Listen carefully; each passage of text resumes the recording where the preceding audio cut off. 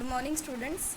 In the previous session we have completed buoyant force. Now we'll start with the next concept from lesson number 3, Archimedes principle. Archimedes was a Greek scientist and a mathematician with sharp intelligence. Archimedes was a Greek scientist and a mathematician with sharp intelligence. He found out the value of pi by numerical calculations. He found out the value of pi by numerical calculations. His knowledge of levers, pulleys, wheels in physics was useful to the Greek army in fighting against the Roman army. His knowledge of levers, pulley, wheels in physics was useful for the Greek army in the fighting against the Roman army. Okay, I think you are also studied about levers, pulleys and wheels in standard 6. So he found out the value of pi. The scientist's name is Archimedes, was a Greek scientist and a mathematician, and he found the value of pi by numerical calculations. Then his knowledge of levers, pulleys and wheels in physics was useful to the Greek army in fighting against the Roman army. I hope you are clear till here. He became famous due to his work in geometry and mechanics. He became famous due to his work in geometry and mechanics. When he entered a bathtub for taking bath, he discovered the above principle by observing the overflowing water. When he entered a bathtub for taking a bath, he discovered the above principle, means Archimedes principle, by observing the overflowing water. He came out in the same state shouting, "Eureka, Eureka," meaning I found it, I found it.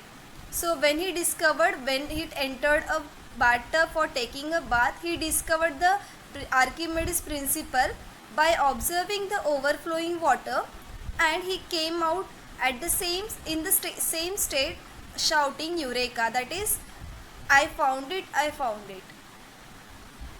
In simple words, Archimedes principle states that when a body is partially or completely immersed in a fluid, it experiences an apparent loss in weight that is equal to the weight of the fluid displaced by the immersed part of the body.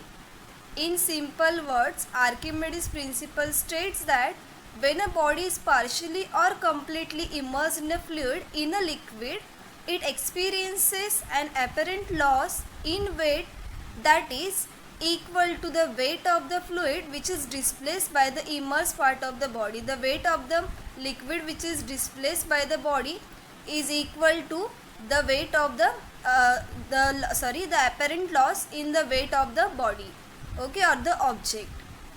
Then now this experiment will see to study about Archimedes principle. So Archimedes principle: take a long rubber band and cut it at one point. At one of its end, tie a clean washed stone or a 50-gram weight as shown in the figure. Take a long rubber band and cut it into in between. Then at one point, at one end, we'll tie a clean washed stone, or we can use 50-gram of weight as shown in the figure. Now hold the other end of the rubber band and make a mark there. Keep the stone hanging in air and measure the length of the rubber band from the stone to the mark made earlier. Okay, see here. Like this is rubber band, this is stone, or you can use 50-gram weight. Now we will hold it here and we will mark it here, okay, on the rubber band. Then after that, now take water in a pot and hold the rubber band at such a height that the stone sinks in it. Again measure the length of the rubber band up to the mark what is observed. Now we will take a pot which is filled with water and we will again hold the rubber band at such a height that the stone sinks in it. Again measure the length of the rubber band up to the mark. What is observed? Again we will measure the length of the rubber band. Again we will mark it. What we will observe? This length is shorter than the earlier length. Yes, as you can see here, this length is shorter. As you can see here, the length of the rubber band, this is shorter than earlier. Yes, see the length of the rubber band. Yes, this is shorter than the first one. This spot is empty and this is filled with water.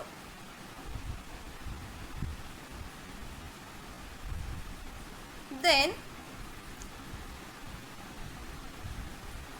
while dipping the stone in water, length of the stretched rubber gets slowly reduced and is minimum when it sinks completely. While dipping the stone in water, length of the stretched rubber gets slowly reduced and is minimum when it sinks completely. What could be the reason for a shorter length of the rubber band in water? Yes, what is the reason behind that? That we will see now. Why the rubber band is shorter when we will place it or when we will hold it in the water tank? When the stone is sunk in water, a buoyant force acts on it in the upward direction. I hope you are clear with the definition of buoyant force. Yes, what is the meaning of buoyant force? When any object is immersed in a liquid, the force which is acting on it on the upward direction, that is called as buoyant force. So when the stone is sunk in water, a buoyant force acts on it in the upward direction. The weight of the stone acts downward. Therefore, the force which acts on it in the downward direction is effectively reduced. So, from upward there is a buoyant force and the weight of the stone acts downwards. Therefore, the force which acts on it in the downward direction is effectively reduced. It is lesser than the buoyant force. This principle states that when an object is partially or fully immersed in a fluid, a force of buoyancy acts on it in the upward direction. Yes, this force is equal to the weight of the fluid displaced by the object. So, the principle states that when an object is partially or fully immersed in a fluid or in a liquid, a force of buoyancy acts on it. What is the meaning of force of buoyancy? In the previous session we have studied about force of buoyancy. Yes, the phenomenon of experiencing an upward force, that is called as force of buoyancy. So, it acts on it in the upward direction. This force is equal to the weight of the fluid displaced by the object. So, the weight of the liquid which is displaced by the object is equal to, yes, buoyant force, which is acts on the object from upward direction. I hope you are clear with this. The use of Archimedes principle is very wide. This principle has been used in the construction of ships and submarines. The use of Archimedes principle is very wide. This principle has been used in the construction of ships and submarines. The instruments such as lactometer and hydrometer are based on this principle. The instrument lactometer is used to check the purity of milk, and hydrometer it is useful to calculate the relative density of liquids. So they are also based on Archimedes principle, the instruments like lactometer and hydrometer, and it is also useful in the construction of ships and submarines. Now we'll see one formula: density is equal to mass upon volume. In this lesson you have problems, that is sums, based on the two formulas that we will study now. The first one is density. Density is equal to mass upon volume. The SI unit of density is kilogram per meter cube. The property density is very useful in deciding the purity of the substance. The property density is very useful in deciding the purity of the substance. And what is the formula for density? Density is equal to mass upon volume, and the SI unit of density is kilogram per meter cube. Now the next formula, that is relative density. The relative density of a substance is expressed with respect to the density of water. The relative density of a substance is expressed with respect to the density of water. So what is the formula? Relative density is equal to density of substance upon density of water, because it is expressed with respect to density of water. So the formula is density of substance upon density of water. So this is the formula for relative density. This being a ratio of two equal physical quantities, it has no unit. Relative density of a substance is called its specific gravity. It is also called as specific gravity. So relative density of a substance is called as specific gravity. And what is the formula for relative density? Relative density is equal to density of a substance upon density of water. And these two ratios, the ratio of two equal physical quantities, so these has no unit. Okay, so this is the formula of relative density. And what is the formula for density? Mass upon volume. And what is the unit? Kilogram per meter cube. So based on these two formulas, you are having sums in your textbook that we will start in the next session. So now we will revise what we learned today and in the previous session. In the previous session we have studied about buoyant force. That also we will revise today because it is related or it is connected with Archimedes principle. So we will revise previous session and today's session. Okay.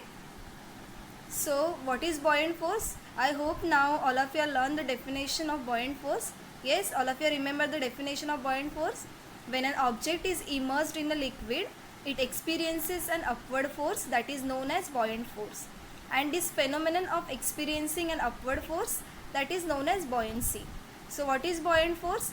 When an object is immersed in a liquid, it experiences an upward force that is called as buoyant force. Okay.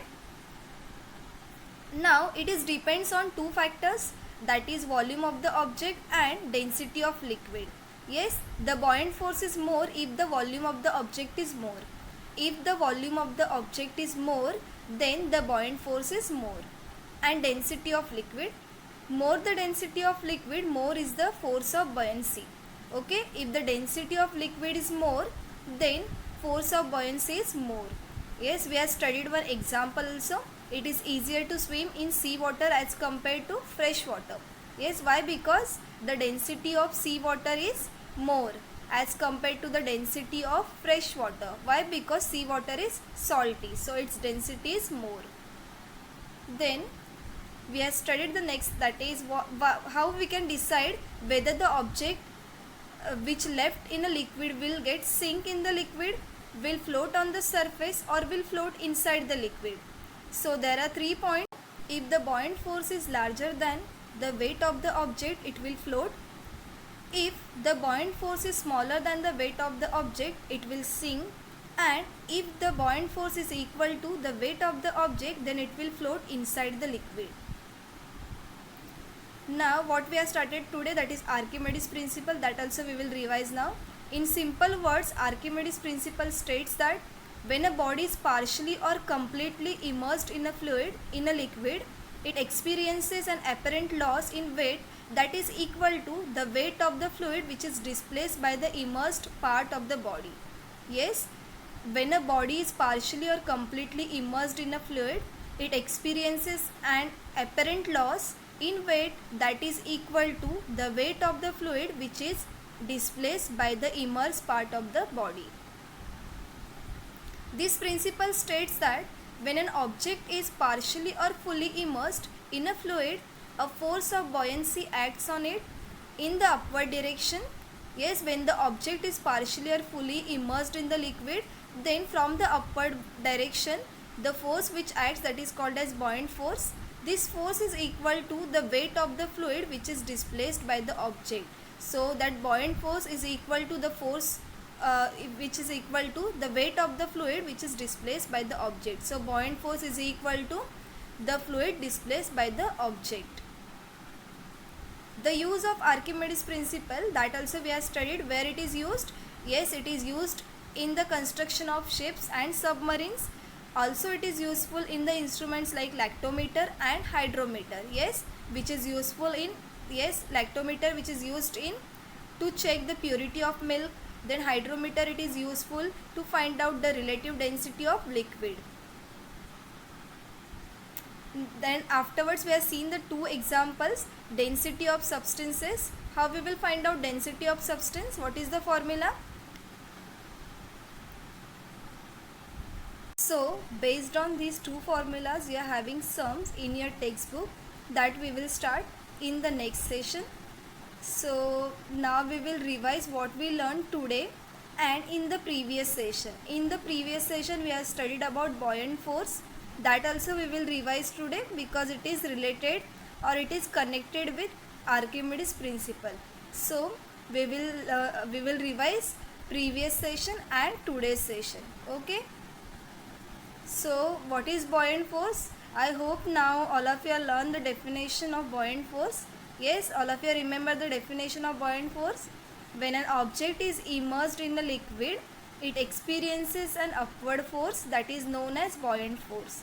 And this phenomenon of experiencing an upward force, that is known as buoyancy. So what is buoyant force? When an object is immersed in a liquid, it experiences an upward force that is called as buoyant force. Okay. Now it is depends on two factors, that is volume of the object and density of liquid. Yes, the buoyant force is more if the volume of the object is more. If the volume of the object is more, then the buoyant force is more. And density of liquid, more the density of liquid, more is the force of buoyancy. Okay, if the density of liquid is more, then force of buoyancy is more. Yes, we have studied one example also. It is easier to swim in sea water as compared to fresh water. Yes, why? Because the density of sea water is more as compared to the density of fresh water. Why? Because sea water is salty, so its density is more. Then we have studied the next, that is how we can decide whether the object which left in a liquid will get sink in the liquid, will float on the surface, or will float inside the liquid. Then we have seen the two formulas, that is density. What is the formula? Density is equal to mass upon volume, and the SI unit of density is kilogram per meter cube. And the property density is very useful in deciding the purity of the substance. After that we have seen one more formula, that is relative density. The relative density of a substance is expressed with respect to the density of water. What is the formula? Relative density is equal to density of substance upon density of water. And this being a ratio of two equal physical quantities, so it has no unit. Relative density of a substance is called its specific gravity. So these are the two formulas. Based on these two formulas, we are having sums that we will start in the next session. So I hope you are clear with these concepts of Archimedes principle. Okay, and today we have revised the buoyant force also, which we have studied in the previous session. So I hope you are clear with all the concepts. So that's all for today. Thank you so much.